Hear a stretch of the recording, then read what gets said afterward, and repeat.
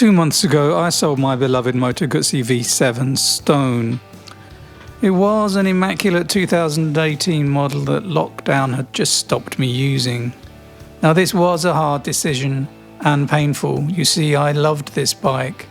It was reliable, looked great, was fairly rare, and needed no tiresome chain maintenance.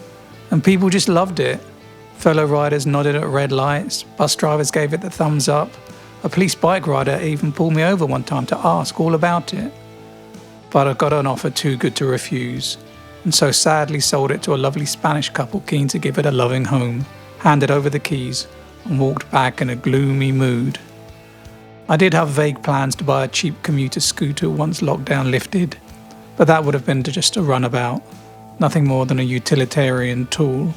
But there's a romance to motorcycles that just gets into your soul. The idea that this big, beautiful machine is sitting there in the garage and waiting to race you to the coast, or the countryside, or through the West End on a warm August night.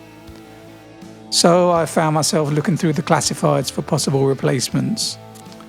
Now I didn't want a lumbering adventure bike or a garish looking sports bike. I didn't need huge engines or insane speeds, or even fairings, windscreens. Just something that embodied the history of the motorcycle. I did once ride a new Triumph Bonneville, which looked the business, but its water-cooled engine felt composed and refined to the point of blandness, and it was a joy to get back to the raw, air-cooled noise of the Guzzi. Royal Enfield's Interceptor also piqued my interest, but its level of finish lacked the class of the Italian marque, and again, that chain nonsense. Now, it quickly became clear that a combination of COVID and Brexit had pushed up the prices of used bikes, and the Guzzi V7s were particularly affected. Some of the asking prices seemed crazy as far as I was concerned, so I turned my attention to buying new.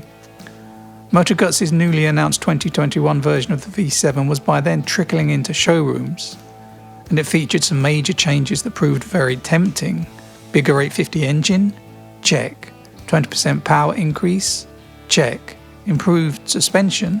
Check. LED lights all around? Check. More comfortable seat? Check. Add to these the 2-year warranty and breakdown cover, and the new V7 850 was looking to be a bit of a no-brainer. So I called up dealers, but no luck. Deliveries were delayed, ordered stock was reserved, or even pre-sold, and we were looking at a wait of several months.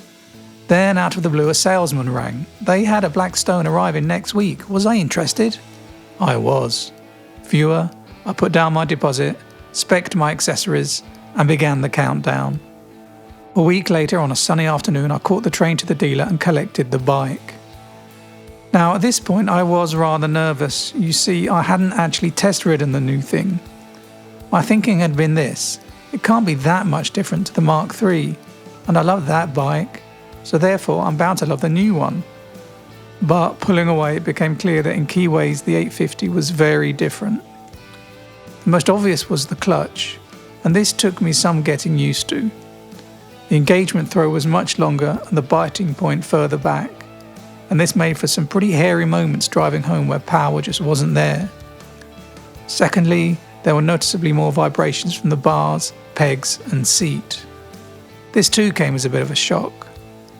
I rode home wondering if I'd not made a terrible mistake, but I parked, persevered, and what are my thoughts a few days later? How different really is it to the Mark III I had let go? The most obvious difference for the rider is that clock. The new monochrome digital LCD affair is a step down from the analog clock of the previous generation, in my opinion.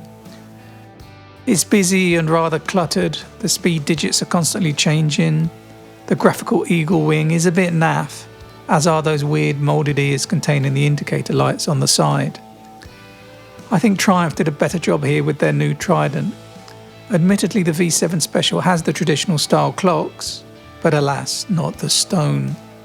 A second obvious difference is the weight. You do feel the heft of those extra 9 kilograms when you haul it up from the fashionable angle of the stand. And this was not a change I welcomed. But I guess that's the price you pay for the bigger engine and heavier swing arm. The stand itself was easy to access on account of its longer upward extension. Then there's that clutch. As I said earlier, it's a very different experience to the Mark III. For a start, it's much lighter, which is a plus, especially for when I need to do my urban rush hour commute. And I guess the change in the feel of the way it engages is an improvement in terms of offering more detailed control. But it's taken me time to acclimatise. Hopefully this can be overcome soon enough with more time in the saddle. Now, riding my previous Mark III back from the dealer 3 years ago, I arrived in the city only to find the damn thing wouldn't find neutral. Cue sweaty panic and cramps in my hands. But not a hint of this with the 850. Changes are smooth and neutral is arrived at with no effort. And there's a nice new green light at the bottom of the clock to tell you so.